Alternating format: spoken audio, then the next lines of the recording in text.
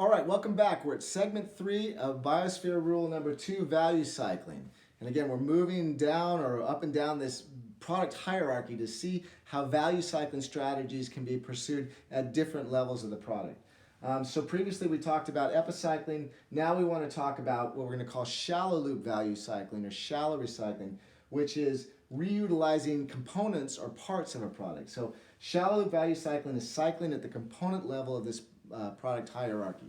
And it's a long-standing strategy. And again, as we've seen before, there are new examples, new opportunities, new ways companies are discovering and using shallow loop value cycling to refurbish, remanufacture, and reuse components of an entire product. And when I first began doing some of the fundamental research for the Biosphere rules, one of the first places I got to work with was the Fuji Xerox in Australia and their eco-manufacturing center. And I had the pleasure of interviewing this gentleman, Mr. Dan Gadamun. And Dan Gadamun is an engineer, and back in the late 80s, early 90s, they had a real problem in Fuji Xerox Australia. They were losing money.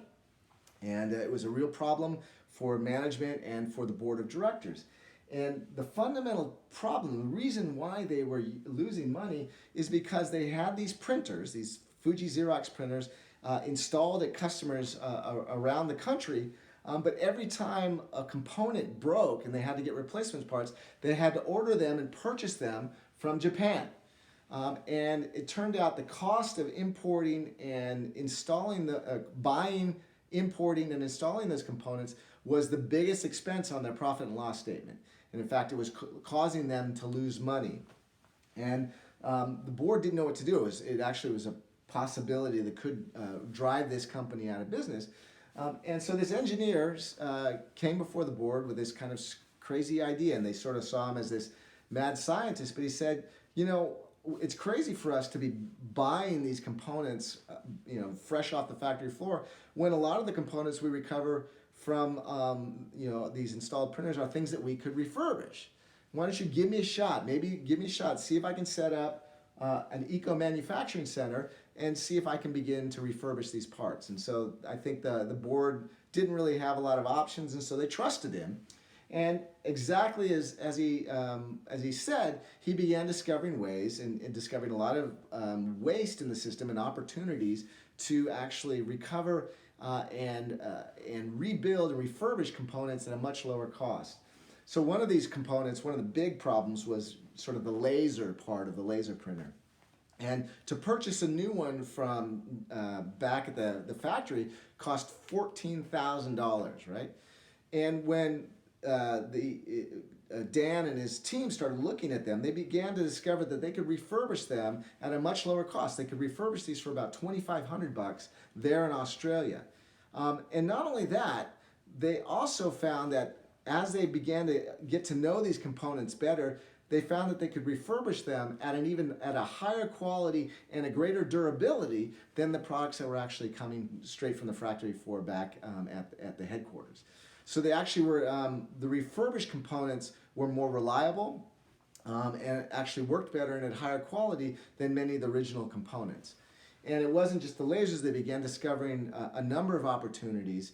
And this then became the most amazing turnaround, because from going from the biggest expense on their profit and loss, the repair, replacement, and refurbishment actually became the profit center. It generated about 40% at the time of the profits for Fuji Xerox, right? And this is a great example. This is shallow loop value cycling. This is recovering the components, the different elements, in this case of a printer, and refurbishing it such that you can get it back into the system. And to the surprise of many people, they actually, what they learned, the knowledge that gained by refurbishing this allowed them to install, run, and make their printers more reliable, even more predictable. They could predict ahead of time when a component was likely to fail, and then they could proactively replace it so that their customer would never have downtime, right? So this is fascinating, and this has been going on, for several decades now. But it's not just sort of high-tech products like a laser printer You actually have other models, and this is a company called HBR Healthcare. And since the 1980s, HBR Healthcare has been recovering and refurbishing or rebuilding hospital beds, right? Hospital beds. And we all know about the costs of the rising costs of healthcare. This is a fascinating story because a new hospital bed costs anywhere from $6,000 to $10,000, even more now. This is back when I did the research several years ago. And HBR can recover old hospital beds, refurbish them, and even upgrade them with the latest technology, you know, the powered assisting and all these types of things. Upgrade them for, you know, something around $2,500 to $3,000. All right, so the gap between $2,500 and $6,000 or $2,500 and $10,000, there's a lot of room for a profit margin in that space, and such that HBR has been very profitable. Actually caused problems. Actually, they were sued by manufacturers of original beds, saying that they were dumping. It was sort of a strategy. They were dumping cheap, below cost beds on the market in an uncompetitive way, which was obviously false. They were able to do it at a much. The refurbished ones are function as good, but they're done at a much lower cost. And this is typical of many products that are suitable to shallow loop refurbishment, shallow loop remanufacturing, shallow loop value cycling.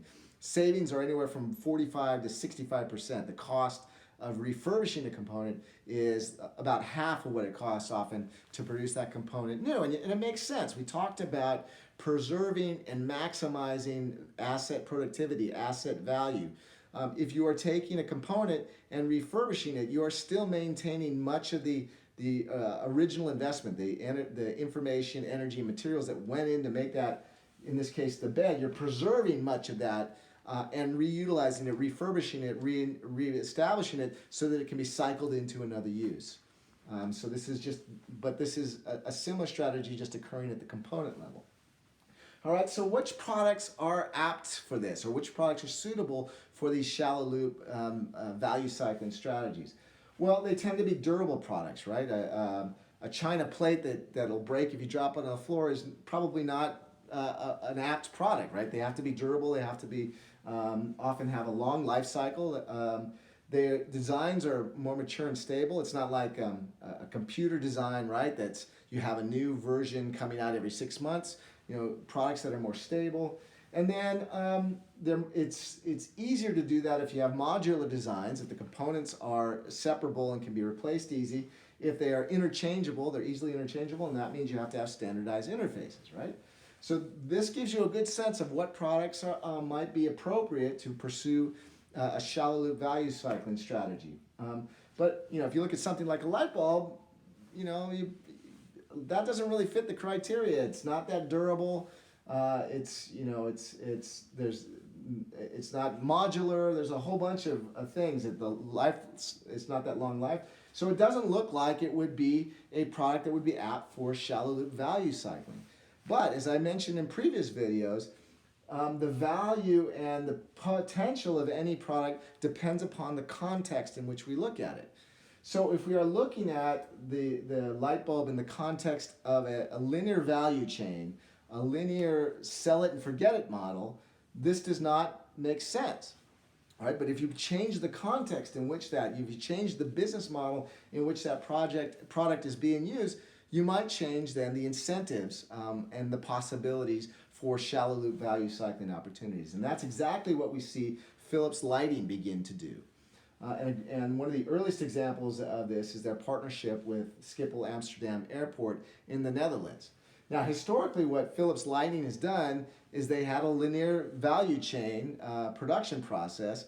You know, they would produce light fixtures and light bulbs, and they would sell it to a place like Schiphol, right? And so Schiphol then it would be sell it and forget it, and then Philips would have to go find another airport that wanted to buy their light and lighting fixture. Right, so it's a sell it and forget it model, and then so the incentives for Philips is because they're selling it and forgetting it is to find a way to produce that fixture and those light bulbs as inexpensively as possible so they can get their costs down, right, and get their costs down and maximize their profit margin. But they came up with a new deal at Schiphol. What Schiphol and Philips have decided to do is that Schiphol is not going to buy the lighting fixtures or the light bulbs anymore. What they're going to do is pay Philips a monthly fee, a monthly, cost for delivering lighting to the airport. Right. So this is a servitization or a product of service type model. They are not paying for the product itself. They are paying for the functional benefit, the light that product provides. Now, when that happens, it changes the product context for Philips. Philips now has to look at its lighting and lighting fixtures in a different way because they're now no longer selling those and forgetting it. They are going to be installing and operating those lighting fixtures for extended period of times.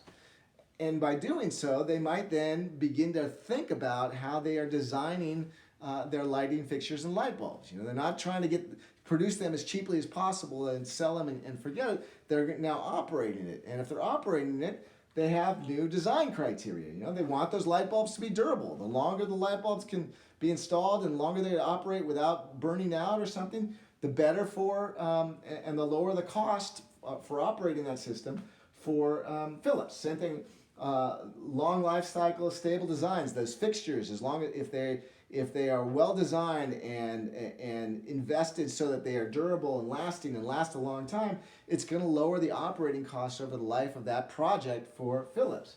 And same thing, if you're designing these fixtures, you want them to be easy to be repaired. So you want standard interfaces, interchangeable parts, modular designs. So the context for Philips has shifted, and it has changed the way it approaches and thinks about its products. It's moved from a linear, sell it, forget it value chain to a more holistic model that demands that they design and begin to operate at least on a shallow loop value cycle. They need to be able to think about how we're going to maximize the productivity of those fixtures and those light bulbs, those assets we're creating them, and we're going to continue to operate. How do we maximize the productivity over the lifetime of our project, over the lifetime of our contract with Schiphol Airport? All right, so shifting the context, as we talked about before, the business model in which these products exist changes the incentives, changes the way you need to think about this. So we're seeing now, again, the internet and information technology is beginning to vastly expand, much as we saw in the epicycling, the sort of the shared and collaborative consumption opportunities. It's expanding the opportunities for shallow loop value cycling. This is Amazon. Amazon now has a site, certified refurbished, where you can buy all kinds of refurbished products. Obviously, smartphones and electronics are a big part of that. But there's a wide range and a growing collection of potential products that you can purchase on Amazon certified refurbished, and they're certified, which there is a sort of a psychological barrier for many people that refurbished, reused, shallow loop value cycle means lower quality, and a certification, making it certified, can lower that psychological risk. Actually, we know that when done really well, refurbished products can actually perform at the same level or even higher levels, especially as Dan Gutterman demonstrated so effectively at Fuji Xerox in Australia. Now, this possibility that other, in many instances, people other than Apple are collecting Apple iPhones and refurbishing them. This sets up now, and the expansion of these opportunities is setting up risks for companies that have a linear value chain, sell it and forget it model. We're beginning to see some of this play out, and a good example of this is Lexmark.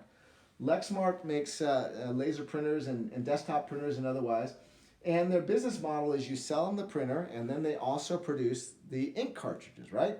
And so it's sort of this the razor and razor blade model. You sell the razor cheap, and you make your money on selling the razor blades over and over. Well, same thing. You sell the printer, but it's over the life of that printer, whatever it is, 2, 3, 4, 5 years, all of the printer cartridges that they buy from Lexmark generates a lot of the profits.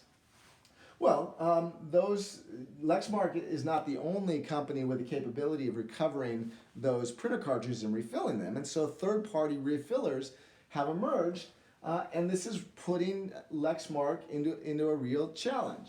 And so what Lexmark and HP and some other companies have done has set up systems to either make those third-party refilled cartridges not work.